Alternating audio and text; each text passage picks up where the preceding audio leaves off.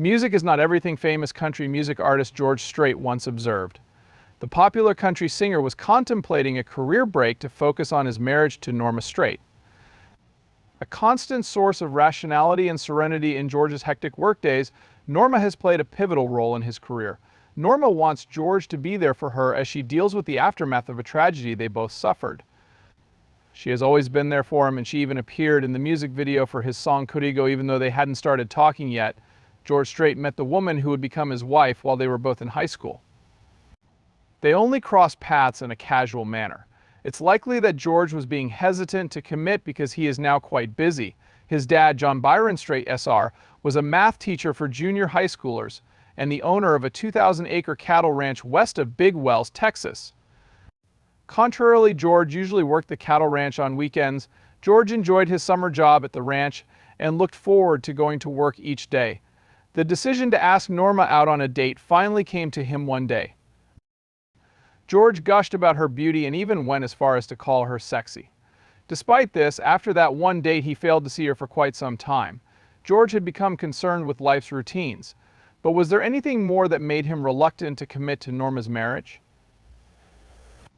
The breakup of his family came about when he was in 4th grade when his parents split. His sister Pensy moved home with his mom while he and his brother John Buddy Jr. stayed with their dad. George felt that something was missing from his life, even though he and his brother Buddy and Dad were working on the farm. Norma remained a constant in his mind, even if he never saw her again. Consequently, he reconciled with her, and they began dating while they were both enrolled in Pearsall High School. Keeping with the theme of high school, George's interests extended beyond casual hookups. Working the ranch and living the cowboy roper life were both equally enjoyable to George, but there was something else that captivated him. George wanted to be a musician because music was his life's work. Even though he is now widely recognized as a musical legend in the country music scene. But rock and roll was George's initial musical experience. While the British were invading America, George, like many other young Americans of the time, became engrossed in the rock mania. During his time at Pearsall High School, he joined a group known as the Stoics. The music of the British rock band The Beatles was a major influence on the Stoics. Given the prevalence of country music in Texas, George's choice of rock music is all the more surprising given the large number of people who were into it during the British invasion. No one in the country music industry could locate him. Because of how crucial it was to him, he ignored the radio broadcast in favor of the farmer's testimony. He took advantage of the chances given to him by rock and roll music and played in a variety of bands. Nevertheless, a change occurred. After George saw the band perform live, he was finally able to listen to country music. He was so impressed that he began to seek out additional live country performances. His musical preferences changed as a result. He developed a serious crush on country music and began routinely cranking up the volume to hear songs by Frank Sinatra, Hank Thompson, Lefty Frizzell, and many more.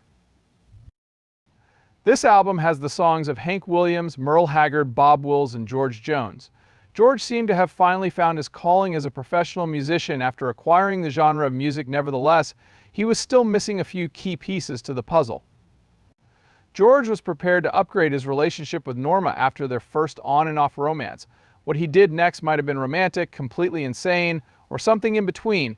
He and Norma eloped to Mexico after finishing high school and were married on December 4th, 1971. George felt elated at the thought of overcoming the overwhelming odds. Shortly after their wedding, George and Norma returned to Pearsall to exchange vows in a church.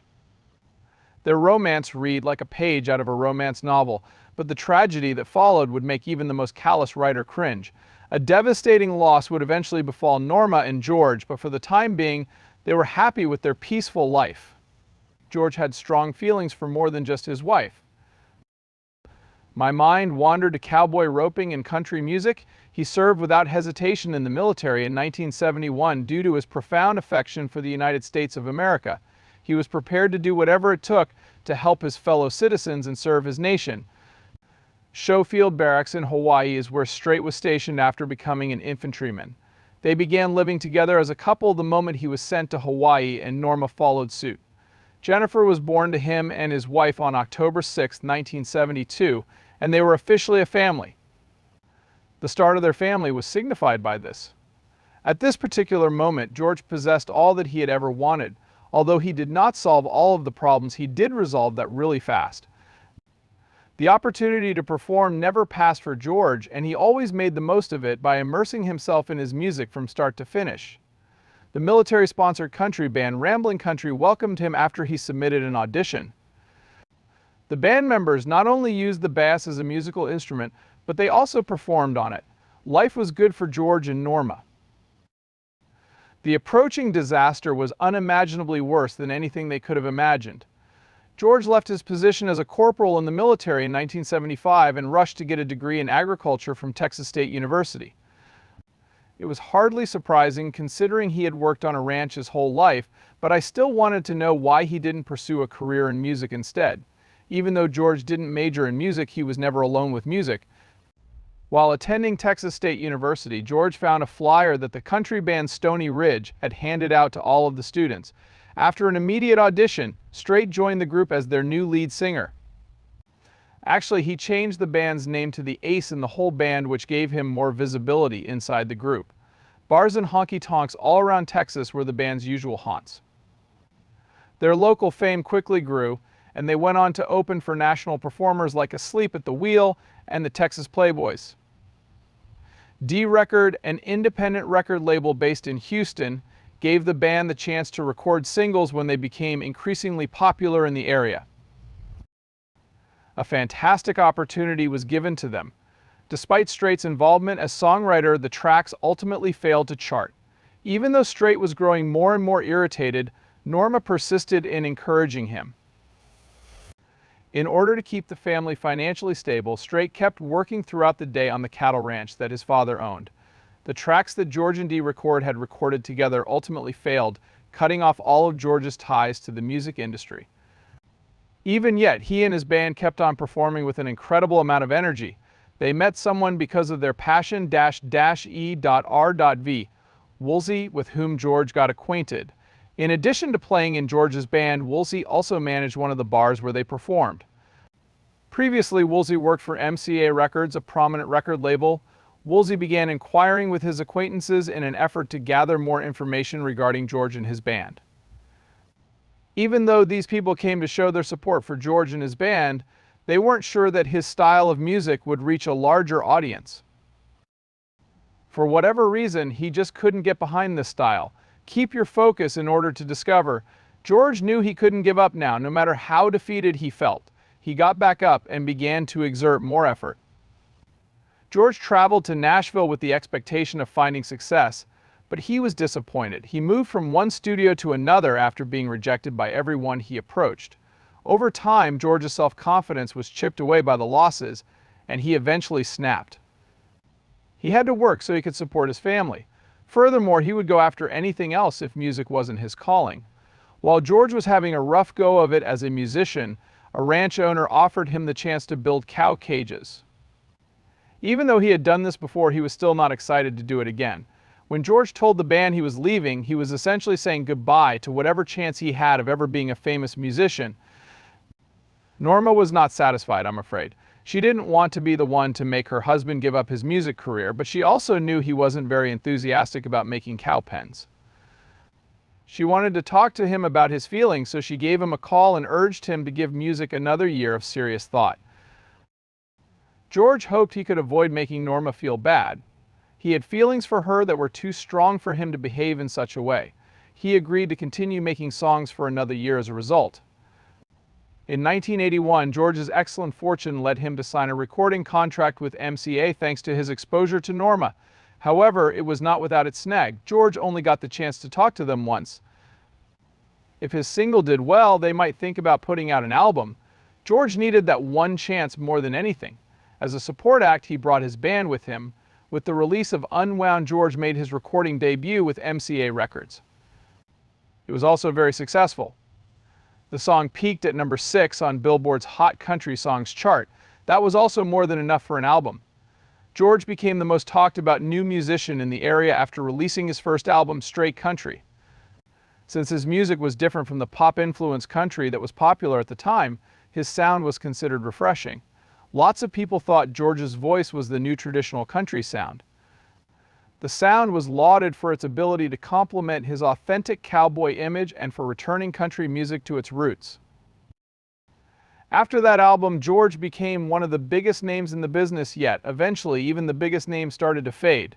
The success of George's first album and single were among the many good things that happened to him in 1981. In a similar vein, George Bubba Strait Jr. was born to his wife, Norma of Strait. This was their second kid. In 1982, George had even more success with the release of Fool-Hearted Memory, his first single to top the charts. And that was only the beginning of his adventure. Amarillo, by Morning, a different song of his that he wrote in 1982, was a top 5 Western ballad. By 1983, he had unified all of his passions into a single project. Does it convey our meaning? In the past, legendary country music star Eddie Rabbitt has headlined the Houston Livestock Show and Rodeo, but in 1983 he was ill and George had to fill in for him. It seemed like George had a magic touch for whatever he touched, and this was only the latest professional achievement that he had. I might add that from 1983 to 1984, he had no less than 5 albums that all peaked at #1 on the Billboard list. George won the Country Music Award for Top Male Vocalist in 1981 and had a string of critically acclaimed records that remained on top of the charts long after he considered quitting the music business. In spite of his professional success, his wife remained a rock for their family. Norma decided she didn't want to work so she could be there for her kids all the time since her husband was going to be gone a lot. She adored her husband and children and was very protective of them. She was a wife who supported her husband. They were able to thrive because she paid close attention to what her family needed. Not only that, but Strait won the Top Male Vocalist Award for country music for the second year in a row.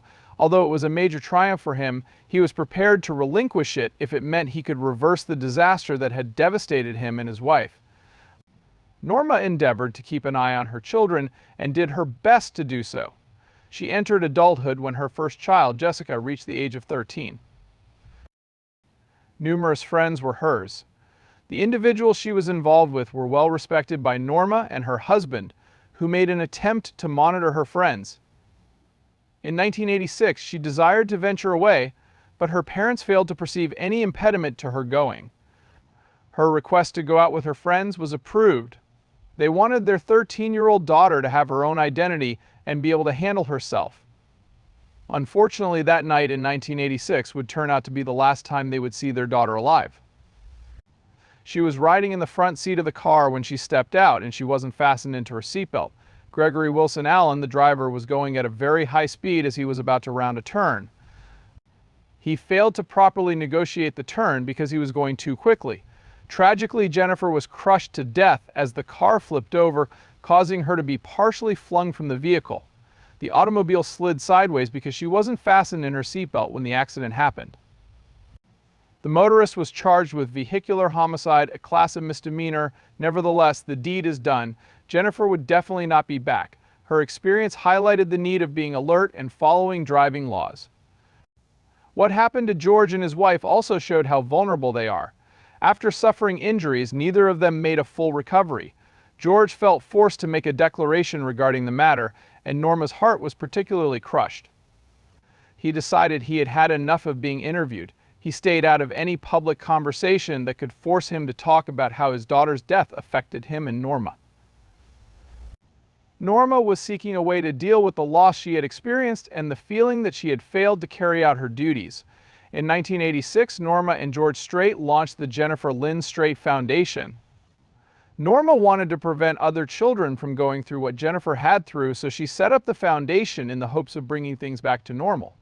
Norma was a dedicated co-founder of the foundation, and helping underprivileged children was their first priority. Despite the tragedy of her daughter's death, she had an obligation to be there for her young son, Bubba, who was only about 5 years old when she passed away. George kept performing, but his mother's caring for him never ended. He never took a vacation from his duties as a musician. He couldn't even take a break. Singing was his sole defense against the despair that he knew he would feel as a result of the loss. George found solace in his musical compositions and live performances as he dealt with the lingering effects of his child's death. In 1986, he started and maintained his string of 11 consecutive #1 hits until 1989. Until 1989, his streak persisted. In due time, he would surpass the legendary Conway Twitties in terms of the most #1 hits on Billboard Entertainment's Hot Country Songs chart, which Twitties had held for a long time. Furthermore, he would surpass all artists in terms of the amount of #1 songs generated by any genre of music. The legendary artist received nominations for 2 major country music awards, the Country Music Awards, the Country Music Awards, and the Academy of Country Music Awards for his string of hit tunes. If those 2 awards were to be nominated, he would receive the most. Afterwards, George won the Country Music Awards for Entertainer of the Year in both 1999 and 1990. Additionally, he was named Entertainer of the Year by the American Country Music Association in 1990, Country Music Award winner in 2013, and a CM Entertainer of the Year again in 2014.